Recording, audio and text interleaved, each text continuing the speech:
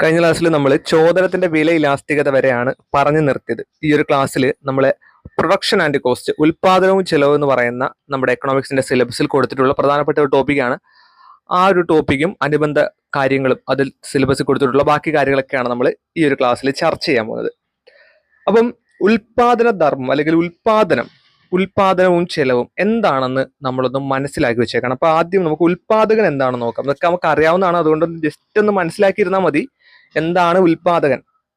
സാധനങ്ങൾ നിർമ്മിക്കുകയും സേവനങ്ങൾ നൽകുകയും ഒക്കെ ചെയ്യുന്ന സാമ്പത്തിക യൂണിറ്റിനെ നമുക്ക് എന്ത് പറയാം? ഉൽപാദകൻ അല്ലെങ്കിൽ സ്ഥാപകൻ എന്നൊക്കെ, അല്ലെ? അങ്ങനെയൊക്കെ നമുക്ക് പറയാം. ഇപ്പൊ ഉൽപാദകന്റെ ലക്ഷ്യം എന്താണ്?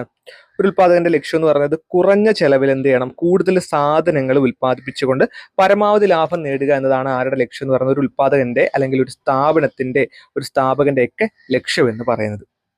ഓക്കെ, അപ്പോൾ ഉൽപാദനം എന്ന് പറഞ്ഞാൽ ഒരു മനുഷ്യന്റെ ആവശ്യങ്ങൾ നിറവേറ്റുവാൻ വേണ്ടിയിട്ട് സാധനങ്ങളും സേവനങ്ങളും ഒക്കെ നിർമ്മിക്കുന്ന പ്രക്രിയ നമുക്ക് എന്ത് പറയാം? ഉൽപാദനം എന്ന് പറയാം, അല്ലെ? അത്തരത്തിലുള്ള നിവേശങ്ങൾ അല്ലെങ്കിൽ ഇൻപുട്സുകളെയൊക്കെ ഉൽപ്പന്നമാക്കി മാറ്റുന്ന ആ ഒരു പ്രവർത്തനത്തെയാണ് എന്തെന്ന് പറയുന്നത്? ഉൽപാദനം എന്ന് പറയുന്നത്. ഓക്കെ ആണല്ലോ. ഇൻപുട്സ് അല്ലെങ്കിൽ നിവേശങ്ങൾ എന്താണ് നമ്മൾ ആൾറെഡി പറഞ്ഞിട്ടുണ്ട്. നിവേശങ്ങൾ അല്ലെങ്കിൽ ഇൻപുട്സ്, മലയാളത്തിൽ ഇൻപുട്ടിന് നിവേശം എന്നാണ് പറയുന്നത്. നിവേശം എന്ന് പറഞ്ഞാൽ എന്താ? ഉൽപാദനത്തിന് വേണ്ടി വിനിയോഗിക്കുന്ന എല്ലാ വിഭവങ്ങളെയും എന്ത് പറയാം? നമുക്ക് നിവേശങ്ങൾ എന്ന് പറയാം. ഉൽപാദനത്തിന് വേണ്ടി വിനിയോഗിക്കുന്ന ഈ എല്ലാ വിഭവങ്ങളെയും നമുക്ക് എന്ത് പറയാം? നിവേശങ്ങൾ അല്ലെങ്കിൽ ഇൻപുട്സ് എന്ന് പറയാം. ഭൂമി, തൊഴില്, മൂലധനം, സംഘാടനം, അല്ലെ? അതൊക്കെ ഒരു നിവേശങ്ങളാണ്, അല്ലെ? അപ്പം ഈ നിവേശങ്ങളെ ഘടക നിവേശങ്ങൾ എന്നാണ് വിളിക്കുന്നത്. ഫാക്ടേഴ്സ് ഓഫ് പ്രൊഡക്ഷൻ അല്ലെങ്കിൽ ഫാക്ടേഴ്സ് ഇൻപുട്സ് എന്നൊക്കെയാണ് ഭൂമി, തൊഴിൽ, മൂലധനം, സംഘാടനത്തെയൊക്കെ വിളിക്കുന്നത്. അതുപോലെയാണ് ഘടക വരുമാനമുണ്ട്. ഘടക വരുമാനം അല്ലെങ്കിൽ ഫാക്ടേഴ്സ് റിവാർഡ്സ് എന്ന് പറയും. ഘടക നിവേശങ്ങളെ ഉൽപാദന പ്രക്രിയയിൽ ഉപയോഗിക്കുമ്പോൾ അവയ്ക്ക് കിട്ടുന്ന പ്രതിഫലത്തെയാണ് ഘടക വരുമാനം എന്ന് പറയുന്നത്. അതായത് പാട്ടം, വേതനം, പലിശ, ലാഭം, ഇതൊക്കെ നമുക്ക് ആൾറെഡി അറിയാവുന്നതാണ്, അല്ലെ? അതേപോലെ ഉൽപ്പന്നം അല്ലെങ്കിൽ ഔട്ട്പുട്ട്സ്, ഉൽപ്പന്നം എന്ന് പറയുന്ന ഔട്ട്പുട്ടാണ്. നിവേശങ്ങൾ ഉപയോഗിച്ചുകൊണ്ട് സൃഷ്ടിക്കപ്പെടുന്ന സാധനങ്ങളെയും സേവനങ്ങളെയും ഒക്കെ നമുക്ക് എന്ത് പറയാം? ഉൽപ്പന്നം എന്ന് പറയാം. അപ്പൊ അത്രയും കാര്യങ്ങളൊക്കെ ആണല്ലോ. ഇനി ഉൽപാദന ധർമ്മം, ഇതൊക്കെ നമുക്ക് ജസ്റ്റ് ഒന്ന് മനസ്സിലാക്കി വെച്ചിരുന്നാൽ മതി. ഉൽപാദന ധർമ്മം, പ്രൊഡക്ഷൻ ഫംഗ്ഷൻ എന്ന് പറയും. ഒരു നിശ്ചിത സാങ്കേതിക വിദ്യ ഉപയോഗിച്ച് വിവിധ നിവേശങ്ങളെ അഥവാ ഇൻപുട്സുകളെ സംയോജിപ്പിച്ചുകൊണ്ട് ഉൽപ്പാദിപ്പിക്കാവുന്ന പരമാവധി ഉൽപ്പന്നത്തെയാണ് ഉൽപാദന ധർമ്മം എന്ന് വിളിക്കുന്നത്. ഒരു നിശ്ചിത സാങ്കേതിക വിദ്യ ഉപയോഗിച്ചുകൊണ്ട് വിവിധ നിവേശങ്ങളെ, ഇൻപുട്ടുകളെ സംയോജിപ്പിച്ചുകൊണ്ട് ഉൽപ്പാദിപ്പിക്കുന്ന പരമാവധി ഉൽപ്പന്നത്തെ എന്ത് പറയാം? ഉൽപാദന ധർമ്മം എന്ന് പറയാം. ഓക്കെ, അത് കഴിഞ്ഞിട്ട് അപ്പൊ ഇത്രയും നമ്മൾ മനസ്സിലാക്കി എന്തൊക്കെയാ കാര്യങ്ങൾ എന്നൊക്കെ ഒന്ന് ജസ്റ്റ് ഓടിച്ചിട്ട് വായിച്ചു.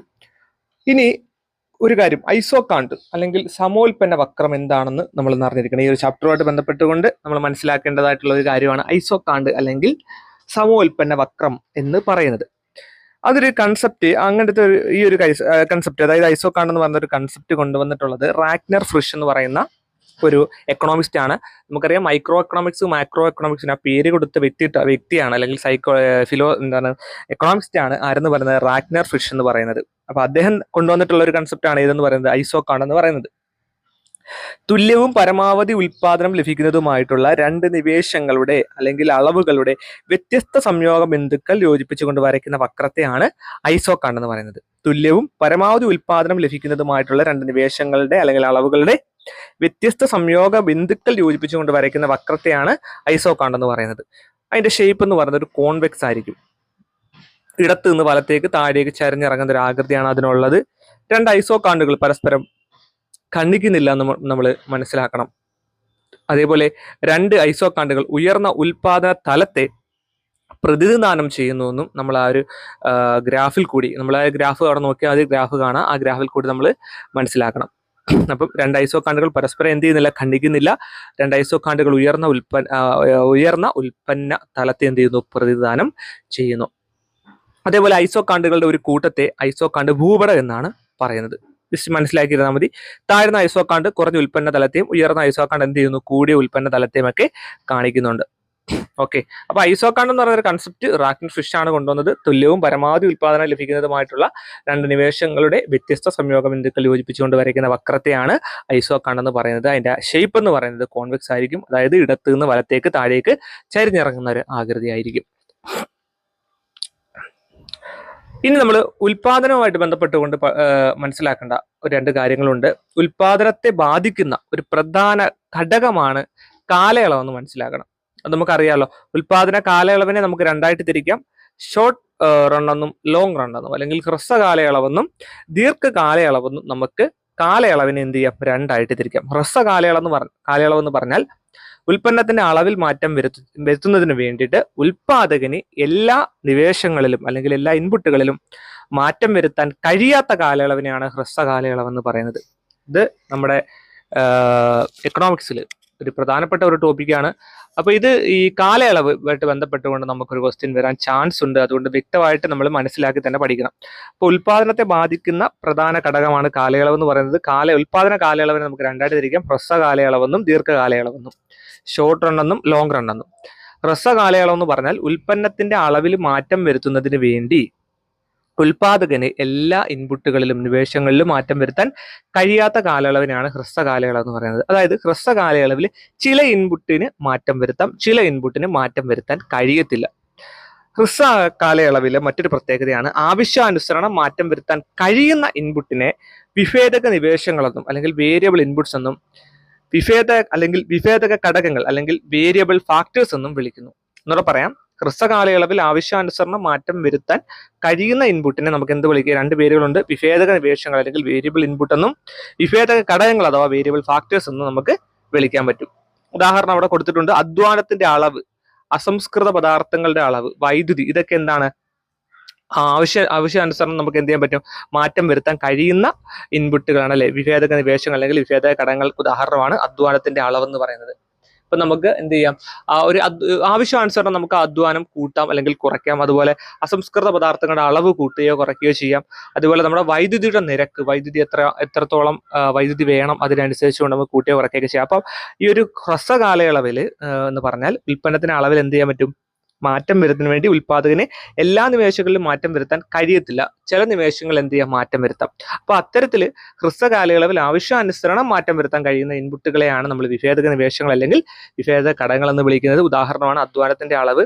അപ്പം ഹ്രസ്വ കാലയളവിൽ മാറ്റം വരുത്താൻ സാധിക്കുന്ന എന്തിനെല്ലാം സാധിക്കുമെന്ന് ചോദിച്ചാൽ എന്തിനെയൊക്കെ സാധിക്കുന്നുണ്ട്? അധ്വാനത്തിന്റെ അളവ്, അതുപോലെ അസംസ്കൃത പദാർത്ഥങ്ങളുടെ അളവ്, വൈദ്യുതിയൊക്കെ നമുക്ക് മാറ്റം വരുത്താം. അതേപോലെ ഹ്രസ്വ കാലയളവിൽ എല്ലാ ഇൻപുട്ടിലും മാറ്റം വരുത്താൻ കഴിയത്തില്ല. നമ്മൾ പറഞ്ഞു. ഹ്രസ്വ കാലയളവിൽ മാറ്റം ഉണ്ടാക്കാൻ കഴിയാത്ത ഇൻപുട്ടിനെയാണ് സ്ഥിര നിവേശങ്ങൾ അല്ലെങ്കിൽ ഫിക്സഡ് ഇൻപുട്ട് എന്ന് പറയുന്നത്. അപ്പം ഹ്രസ്വ കാലയളവിൽ എല്ലാ ഇൻപുട്ടുകളും മാറ്റം വരുത്താൻ പറ്റത്തില്ല. ചില ഇൻപുട്ടിൽ, അത് ഏതൊക്കെ ഇൻപുട്ടുകളിൽ മാറ്റം വരുത്താൻ കഴിയുമെന്ന് നമ്മൾ പറഞ്ഞു. അധ്വാനത്തിന്റെ അളവിലും അസംസ്കൃത പദാർത്ഥങ്ങളുടെ അളവിലും വൈദ്യുതിയിലേക്ക് മാറ്റം വരുത്താം. എന്നാൽ ചിലതിൽ എന്ത് ചെയ്യാൻ പറ്റത്തില്ല, നമുക്ക് മാറ്റം വരുത്താൻ, ആ ചില അളവിൽ നമുക്ക് മാറ്റം വരുത്താൻ കഴിയില്ല. നമുക്കറിയാം എന്തിനൊക്കെ ആയിരിക്കും നമുക്ക് കഴിയാത്തത്. അതിനെയാണ് സ്ഥിര നിവേശങ്ങൾ അല്ലെങ്കിൽ ഫിക്സഡ് ഇൻപുട്സ് എന്ന് വിളിക്കുന്നത്. ഉദാഹരണം പറഞ്ഞാൽ ഫാക്ടറി കെട്ടിടത്തിന്റെ വലിപ്പം. ഒരു കുറഞ്ഞ കാലയളവിൽ നമുക്ക് മാറ്റം വരുത്താൻ സാധിക്കത്തില്ല ഫാക്ടറി കെട്ടിട വലിപ്പം.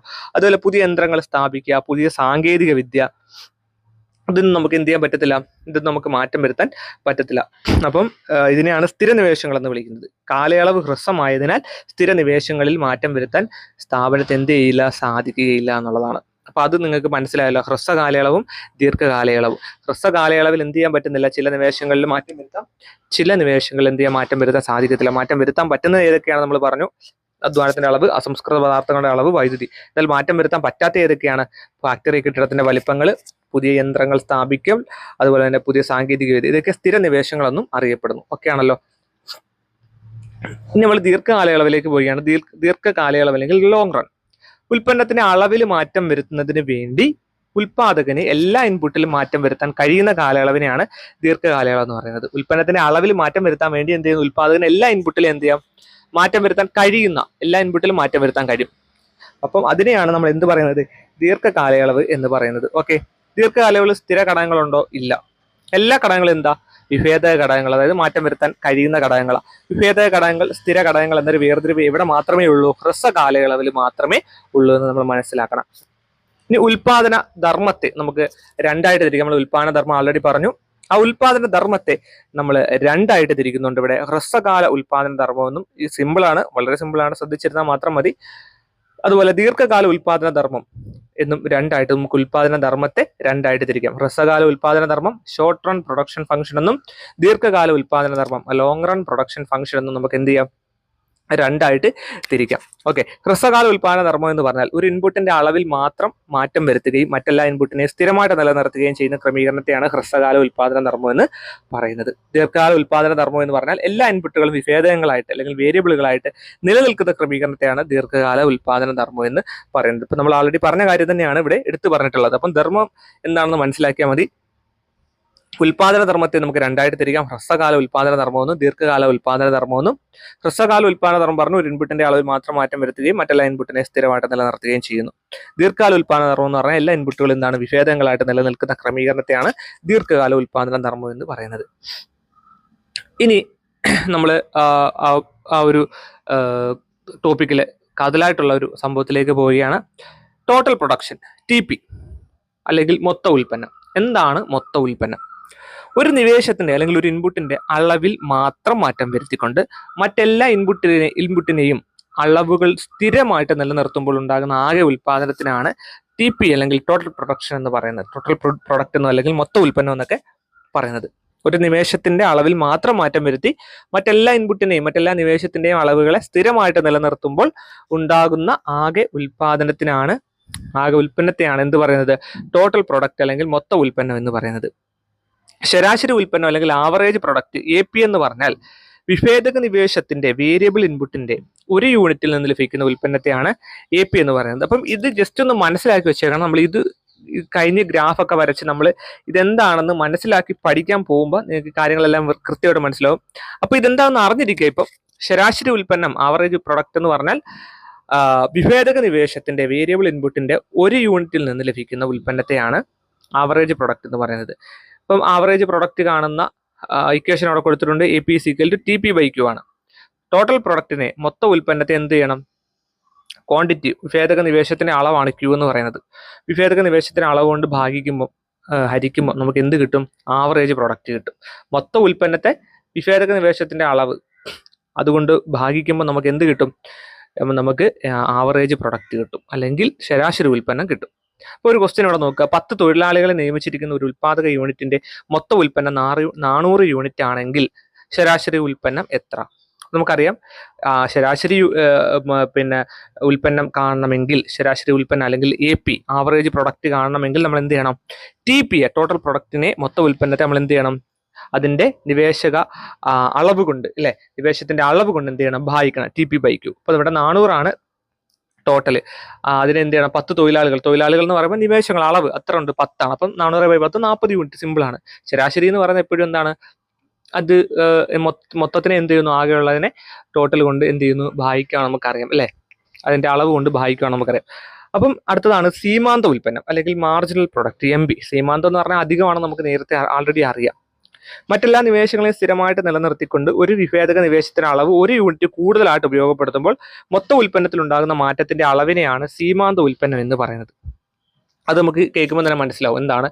കാരണം ഈ സീമാന്തമായിട്ട് ബന്ധപ്പെട്ടുകൊണ്ട് നമ്മൾ കഴിഞ്ഞ ക്ലാസ്സുകളെല്ലാം പഠിച്ചിട്ടുണ്ട്. അതുകൊണ്ട് നമുക്ക് ആ സീമാന്തം എന്താണെന്ന് മനസ്സിലാവും. ആ ഒരു കാര്യം പറയുമ്പോൾ തന്നെ മാർജിനൽ പ്രൊഡക്റ്റ് അല്ലെങ്കിൽ സീമാന്ത ഉൽപ്പന്നം മറ്റെല്ലാ നിവേശങ്ങളെയും സ്ഥിരമായിട്ട് നിലനിർത്തിക്കൊണ്ട് ഒരു വിഭേദക നിവേശത്തിന്റെ അളവ് ഒരു യൂണിറ്റ് കൂടുതലായിട്ട് ഉപയോഗപ്പെടുത്തുമ്പോൾ മൊത്ത ഉൽപ്പന്നത്തിൽ ഉണ്ടാകുന്ന മാറ്റത്തിന്റെ അളവിനെയാണ് സീമാന്ത ഉൽപ്പന്നം എന്ന് പറയുന്നത്. സീമാന്ത ഉൽപ്പന്നത്തിന്റെ ഇക്വേഷൻ ഒന്ന് മനസ്സിലാക്കണം. ΔTP/ΔQ ആണ്. ഡെൽറ്റ എന്ന് പറയുമ്പോൾ നമുക്കറിയാം അതിന്റെ മാറ്റമാണ്, അല്ലെ, ടോട്ടൽ പ്രൊഡക്റ്റിൽ ഉണ്ടാകുന്ന മാറ്റമാണ് ഡെൽറ്റ എന്ന് പറയുമ്പോൾ. ΔTP/ΔQ ടോട്ടൽ അളവിലുണ്ടാകുന്ന വിഭേദക നിവേശത്തിന്റെ അളവിലുണ്ടാകുന്ന മാറ്റമാണ് ഡെൽറ്റ. ഡെൽറ്റ എന്ന് പറയുമ്പോൾ മാറ്റമാണ്. അപ്പം MB = ΔTP/ΔQ. അപ്പൊ നിങ്ങൾ ആദ്യമായിട്ടാണ് ഈ ക്ലാസ് കാണുന്നതെങ്കിൽ നിങ്ങൾക്ക് ഇക്വേഷൻസ് ഒക്കെ കാണുമ്പോൾ നിങ്ങൾക്ക് മനസ്സിലാവണമെങ്കിൽ നിങ്ങൾ കഴിഞ്ഞ ക്ലാസ്സുകൾ കണ്ടു കഴിഞ്ഞാൽ മാത്രമേ നിങ്ങൾക്ക് ഇത് മനസ്സിലാവത്തുള്ളൂ. അപ്പോൾ ഈ ക്ലാസ്സുകൾ കാണുന്നതിന് മുമ്പായിട്ട് നിങ്ങൾ എന്ത് ചെയ്യുക? ബാക്കിയുള്ള ക്ലാസ്സുകൾ, മുമ്പത്തെ ക്ലാസ്സുകൾ മൊത്തം കാണുക. ഓക്കെ, അപ്പോൾ നമുക്ക് അടുത്തൊരു ക്വസ്റ്റ്യൻ നോക്കാം. സീമാന്ത ഉൽപ്പന്നവുമായിട്ട് ബന്ധപ്പെട്ടുകൊണ്ട് 10 തൊഴിലാളികൾ 400 യൂണിറ്റ് ഉൽപ്പന്നവും 11 തൊഴിലാളികൾ 430 യൂണിറ്റ് ഉൽപ്പന്നവും ഉൽപ്പാദിപ്പിച്ചാൽ സീമാന്ത ഉൽപ്പന്നം കാണുക. ഇപ്പൊ നമുക്കറിയാം MB മാർജിനൽ പ്രൊഡക്റ്റ് എന്ന് പറയുന്നത് ΔTP/ΔQ ആണ്. അപ്പൊ ഇവിടെ നമുക്ക് നോക്കാം. ΔTP എന്ന് പറയുന്നത് എങ്ങനെ നമുക്ക് കണ്ടുപിടിക്കാം? ഇവിടെ 430 അല്ലെ, 430 നിന്ന് എന്ത് കുറച്ചാൽ മതി? 400 കുറച്ചാൽ മതി. അപ്പൊ നമുക്ക് 30 എന്ന് കിട്ടും. ഇപ്പൊ ΔTP എന്ന് പറയുന്നത് നമുക്ക് 30 എന്ന് കിട്ടി. ഇവിടെ ΔQ എന്ന് പറയുന്നത് നമുക്ക് എത്ര എടുക്കാം? 11 നിന്ന് നമുക്ക് 10 കുറച്ചാൽ മതി, 1. ഇപ്പൊ ഡെൽറ്റ എന്ന് പറയുമ്പോൾ മാറ്റമാണ്, നമുക്കറിയാം. ടോട്ടൽ ഇവിടെ 430 യൂണിറ്റ് ഉണ്ടായിരുന്നു. 430 യൂണിറ്റ് നമ്മൾ എന്ത് ചെയ്യുന്നു? ആ 400 യൂണിറ്റ് അങ്ങ് കുറയ്ക്കുകയാണ്. അതെന്താ കുറയ്ക്കുന്നതിന്റെ കാരണം? നമ്മൾ പറഞ്ഞു MB കാണണമെങ്കിൽ, സീമാന്ത ഉൽപ്പന്നം കാണണമെങ്കിൽ നമുക്ക് എന്താ ചെയ്യേണ്ടത്? ഡെൽറ്റ ടി പി ആണല്ലേ, അതായത് ടോട്ടൽ പ്രൊഡക്റ്റിൽ ഉണ്ടാകുന്ന മാറ്റമാണ് നമുക്ക് ഇവിടെ ഡെൽറ്റ ടി പി എന്ന് പറയുന്നത്. അപ്പോൾ ഡെൽറ്റ ടി പി എന്ന് പറയുന്നത് എന്താണ്? 430 നിന്ന് 400, 430 നമ്മളെ വ്യത്യാസം എത്രയാണ്? 30 ആണ്. അപ്പോൾ അവിടെ അതാണ് ഡെൽറ്റ ടി പി എന്ന് പറയുന്നത്. ഡെൽറ്റ ക്യൂ എന്ന് പറയുന്നത് 11 നിന്ന് എത്ര ആയിട്ടുണ്ട്? 10 തൊഴിലാളികൾ, 11 തൊഴിലാളികൾ, അതാണ് അവിടെ വ്യത്യാസം. 11 മൈനസ് 10 എന്ന് പറയുന്നത് എത്രയാണ്? 1 ആണ്. അപ്പോൾ 30/1 30 യൂണിറ്റ് ആണ് അവിടെ ആൻസർ ആയിട്ട് വരുന്നത്. ഇപ്പോൾ സിമ്പിൾ ആണ്. ഈ ഇക്വേഷൻസ് ഒക്കെ ഒന്ന് മനസ്സിലാക്കി വെച്ചിരുന്നാൽ മതി. AP എന്ന് പറയുമ്പോൾ TP/Q ആണ്, ആവറേജ് പ്രൊഡക്റ്റ് അല്ലെങ്കിൽ ശരാശരി എന്ന് പറയുമ്പോൾ ഇപ്പോഴും എന്തായിരിക്കും? ഭാഗിക്കാണല്ലേ, മൊത്തം പ്രൊഡക്റ്റിനെ, ടോട്ടൽ പ്രൊഡക്റ്റിനെ, മൊത്തം ഉൽപ്പന്നത്തെ എന്ത് ചെയ്യുന്നു? Q കൊണ്ട് അല്ലെങ്കിൽ വിഭാജക നിവേശന അളവ് കൊണ്ട് എന്ത് ചെയ്യുന്നു? ഭാഗിക്കുമ്പോൾ നമുക്ക് എന്ത് കിട്ടും? ആവറേജ് പ്രൊഡക്റ്റ് അല്ലെങ്കിൽ ശരാശരി ഉൽപ്പന്നം കിട്ടും. സീമാന്ത ഉൽപ്പന്നം ആകുമ്പോൾ മാറ്റമാണ്, അതായത് ഡെൽറ്റ TP/Q. അപ്പോൾ ആ ശരാശരി ഉൽപ്പന്നം ആകുമ്പോൾ TP/Q ആണെങ്കിൽ, സീമാന്ത ഉൽപ്പന്നം ആകുമ്പോൾ ഡെൽറ്റ TP/Q ആണ്.